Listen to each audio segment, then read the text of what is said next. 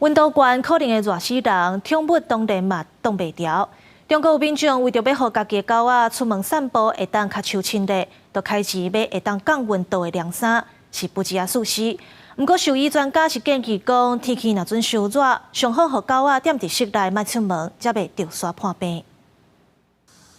上海日头赤炎炎，互人感觉真野生。对主人出门的狗仔玛丽说是10万杯才有活力，因为伊身躯穿一领讲是会用降温的凉感衫。通常的话，我们出门如果是超过30度以上的气温，我会给它穿一个降温的衣服。这个衣服的话，就是通过把它打湿之后，在外面水分蒸发会带走热量，那么它就不会那么的热。尤其是因为这个衣服给它的肚子这一块会有一个比较好的降温效果。李小姐听见狗仔真拍手，一领狗仔凉感衫开500块人民币。伊讲要伫家己的能力范围内，互伊上好照顾。另外一个狗主人讲，经过去年上海庆关粉的经验，伊去年同款为狗仔准备秘密武器，摕出冰一个冰箱的凉感架，互狗仔穿。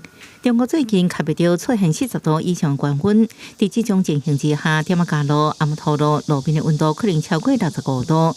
烫伤猫狗的脚，万一着山，那严重恐惊一半以上几率会死亡。那么他们的症状有可能从一开始的大喘气、心率加快，还有呼吸加快，到最后他们严重到神经的损伤、脑部的损伤、癫痫，50%到56%的宠物有可能会因为中暑而死亡。专家表示，避免宠物着山上好的办法，其实不是穿偌好的防护装备，是伫特别热的时阵上好踮伫厝内。我会建议大家一定要早点，7点之前就遛然后晚上的话就遛的时间比较长，让他们在晚上有足够的放松的时间。